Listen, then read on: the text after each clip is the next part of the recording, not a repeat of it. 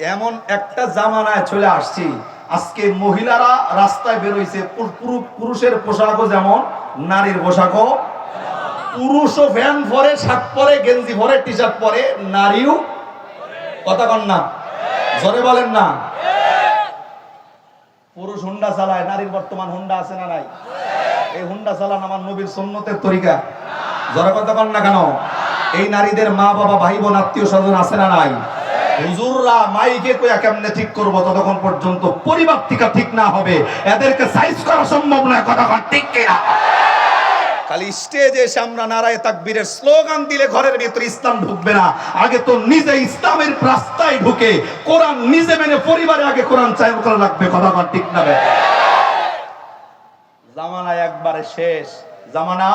তবে আলহামদুলিল্লাহ, আমি আজকের এই জোরনের যে সমস্ত যুবক ভাই তাদেরকে দেখছি, তাদের চোখ মুখে আলহামদুলিল্লাহ আমি দেখছি কোরআনের মহব্বত, ওলামায়ে কেরামের মহব্বত। এটা ইসলাম বিরোধী, কোরআন বিরোধী কোনো কাজ আমরা করি না। এই সমস্ত কাজের সাথে আমাদের কোনো সম্পর্ক নাই। কথা কোন ঠিক কিনা? তবে সময় এখন এসেছে, ইসলামের বিরুদ্ধে যারা লড়বে, মুসলমান যেই ব্যক্তি যার ভিতরে ঈমান থাকবে, বিন্দু পরিমাণ ঈমান দিলের ভিতরে থাকাকালীন সময় কোন বাতিল শক্তিকে নেক্সট টাইম মাথা চাকা দিয়ে উঠতে দেওয়া হবে না। আমরা দেখেছি তাকবীরের সময় নাই ভাই, অল্প সময় আলোচনা করব আমি। তবে একটা কথা দিল দিয়া বোঝেন, যুবক ভাই, এই দুনিয়াতে যৌবনকালে ইবাদত দিয়া যৌবনকালটা কাটানোর দরকার আছে না নাই? তো যুবক, যৌবনকালের ইবাদত, যৌবনকালের সময় সব কিছুর কাছেই এই যৌবনকালের সময়, যৌবনকালের ইবাদত যেমন আল্লাহ তাআলার কাছে দামি, এই যৌবনকালের সময়টা বিবির কাছে দামি, সন্তানের কাছে দামি, মা বাবার কাছে দামি, পরিবার পরিজনের কাছে দামি। তবে এই শক্তিটা পেয়ে ইসলামের বিরুদ্ধে নয়, কোরআনের বিরুদ্ধে নয়, ইসলাম বিরোধীদের বিরুদ্ধে কাজে লাগাইতে হবে। কথা বল ঠিক কিনা?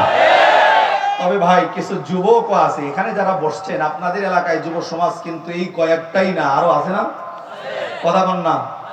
কিছু যুবক আমি রাস্তা দিয়ে আসার সময় দেখছি, এখন বললে বলবেন যে হুজুর আপনি আবার এগুলাও দেখেন। কিছু যুবক বাসার থেকে বেরোইছে, ওদের টার্গেটই একটা, মহিলা যে এখানে, যুবক ওইখানে। কথা বল না কেন? তো তারা তো আপনাদের মতো গরমে বৈশা এরকম ভাবে এই গরম আযাব সহ্য করে তারা মাহফিল শুনতে আসে নাই। আবার কিছু যুবতীও বেরোইছে এমন টার্গেট, আমি যে সুন্দরী এলাকার ফলাফল যদি না দেখে আমি সুন্দরী হইলা হইল কি? কথা জোরে কম। এই দুই শ্রেণী আছে না নাই? এই যুবকও জামনে, যুবতীও এমনে। ওদের টার্গেট, যুবক বেরোইছে মাহফিল শুনতে না, আসছে যুবতীর পিছনে ঘুরতে, আর যুবতীও বেরোইছে আমি যে সুন্দরী না দেখলে তাহলে আমার ইজ্জত রইল কই, আমার সুন্দরী দেখামো কারে? কিছু যুবক আছে আবার এমন ডন মাইন্ড, আমি কথাগুলো বলে দিয়ে যাই বাস্তব, যেটা বাংলাদেশে বর্তমান সবচাইতে বেশি ভাইরাস।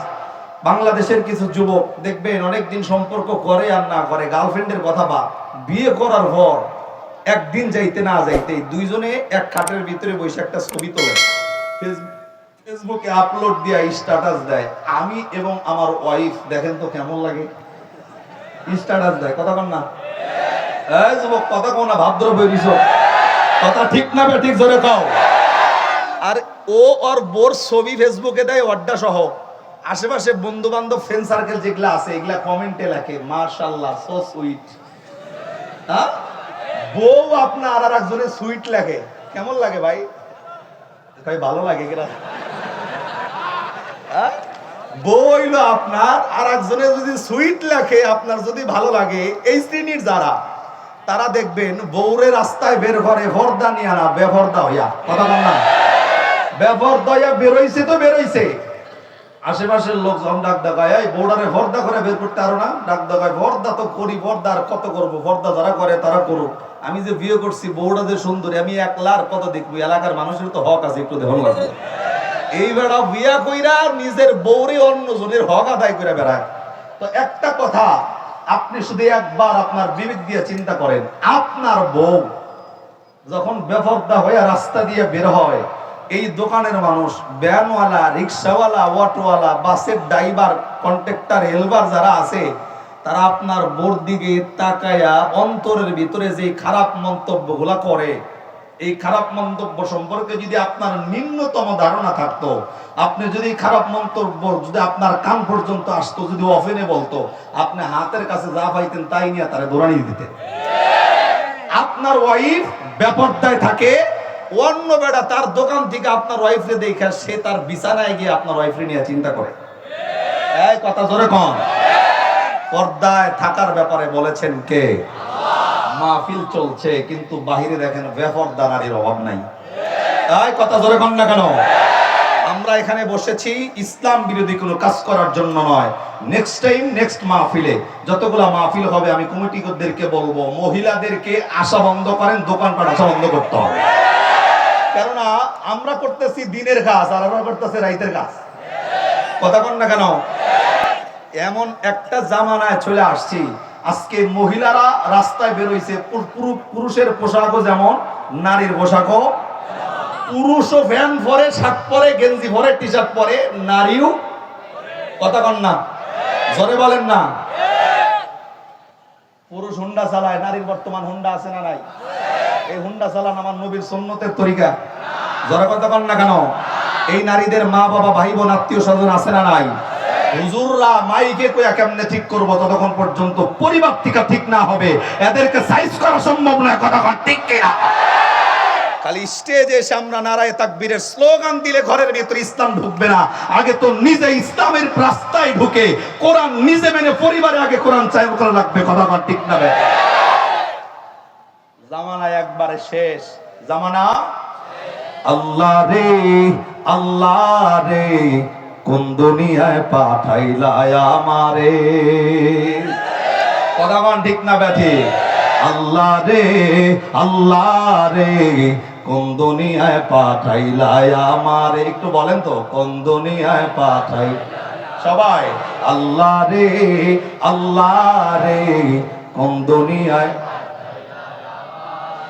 বর্তমানের ফোলা মাইয়ার সমান সমান মাপ, লম্বা চুল কাটিয়া মাইয়ায় মাথায় লাগায় ক্যাপ।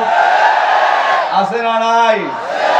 বর্তমানের পোলা মাইয়ার সমান সমান মাপ, লম্বা চুল কাটিয়া মাইয়ায় মাথায় লাগায় ক্যাপ।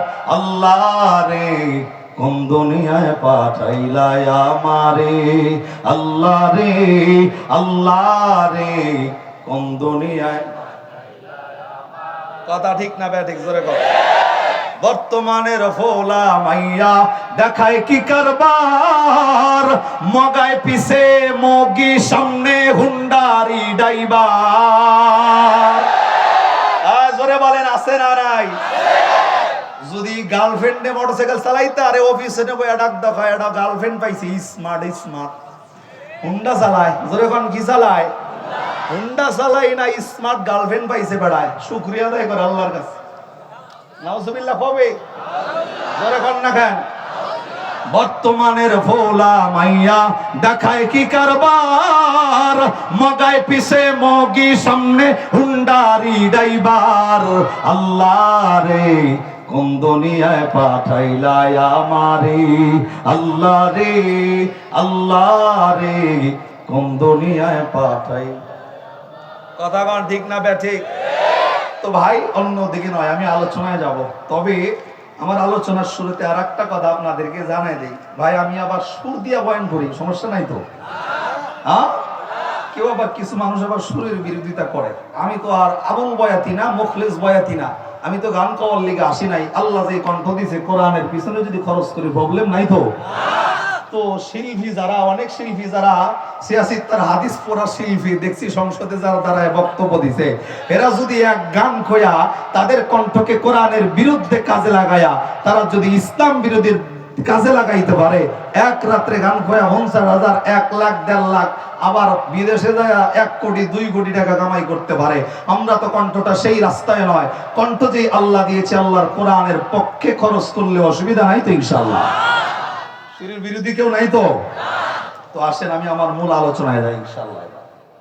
আমার আলোচ্য আয়াত সূরা মুনাফিকুন 28 পারা 14 পৃষ্ঠার 12 নম্বর লাইনের 10 নম্বর আয়াত। যেই মেসেজ আল্লাহ তাআলা দিবেন অত্যন্ত গুরুত্বপূর্ণ একটা মেসেজ। আমি আগে মেসেজটা আপনাদেরকে শোনাই। এই আয়াতের মধ্যে আল্লাহ তাআলা যে মেসেজটা দিয়েছেন, এই আয়াতের